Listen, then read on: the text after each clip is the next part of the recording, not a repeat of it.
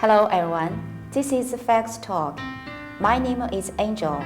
My name is Victor. Hi. Hi, Victor. Today, let's talk about digital totalitarianism in the West. 2 weeks ago, the move of Facebook and Twitter to ban President Trump was denounced by several high-profile European leaders, including German Chancellor Angela Merkel, the European Commissioner for the Internal Market Thierry Breton, and France's Finance Minister Bruno Le Maire. They suggested that the ban was an infringement of freedom of speech. Oh, really? This is unusual. After all, the German and French governments always opposed Trump's policies, but this time they even sided with Trump. Maybe this also shows the suppression of freedom of speech by those big tech companies is already too unacceptable. This matter is already beyond the political divisions. It's no longer an issue of whether to support Trump or not. It has already gone beyond what most European people can tolerate. These European leaders are now more and more aware of the threat by the monopoly of those big tech oligarchs. Indeed. The success of those social media giants allowed them to occupy a monopolistic position in the market. Well, that's fine, but it seems not enough to them. They are way more ambitious. They are taking advantage of the laws to implement communist-style methods. In terms of certain issues, they even take on the role of the government to conduct law enforcement according to their wishes. Yes, they are not only overruling the government, but also the sovereignty of the people and the rule of law. You know, they also forcibly judge what is right and wrong upon us, as if we have no discernment ability at all ourselves. Just as Finance Minister of France, Bruno Le Maire, said, digital regulation is a matter of the sovereign people, governments, and of the judiciary, and it should not be done by the digital oligarchy. But this is very worrying indeed. These social media giants have almost taken up our social media life. Actually, we even don't have many alternative options to substitute them. No, we don't. In fact, with their authoritarian means, it's even more difficult for us to fight against them by choosing other social media platforms. Just look at the fate of Parler. Nowadays, it's impossible to download the app since Apple and Google have removed the app from their app stores.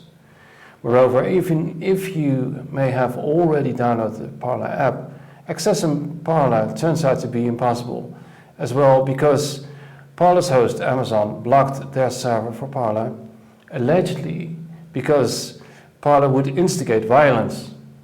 This reminds me of what the local government in China would do when, for instance, when they have some construction project and some residents who have been living on that spot happen to be in their way. And if the residents refuse to move out, the first thing for the local government to do is a cut off their supplies, like electricity and water. Thus, the residents can no longer live at this place anymore, and they have to move out. And even worse, the government will directly demolish their houses with a couple of bulldozers. Yes, indeed. The means of censorship conducted by those big tech companies is in fact not very much different from what the CCP does. Their conducts are all based on cancel culture. The logic is like, since I enjoy the absolute power of monopoly, I will cancel you by all means if you don't act according to our wishes. Yes, and I also found that those big tech companies hold on to double standards. Parler was accused by them for allegedly inciting violence and hatred. Let's look at Twitter.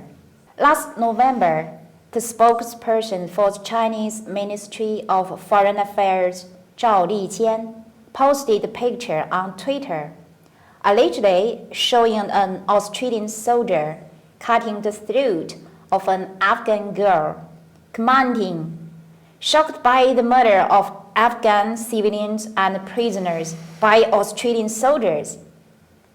Although the picture looks quite real and graphic, it is actually the computer-generated image by the pro-CCP computer graphic artist Wu Heqilin. However, never did Twitter ban him, nor was his tweet removed. Even more so, it is still visible today as a pinned tweet on top of his page. Indeed, as of now, we've stepped into the third decade of the 21st century with the fourth industrial revolution happening, which is in fact a new cultural revolution. At least digital totalitarianism has been achieved in an era in which big data, big lies and big censorship rule. That's very sad. We sincerely hope that more and more Westerners can realize the threat of the CCP and the CCP's infiltration in the West. Only when there are more people like this can we have hope in the future. Yes, I think that's a great way to end our program. Please like our video, share our video, and subscribe to our channel. See you next time. Bye.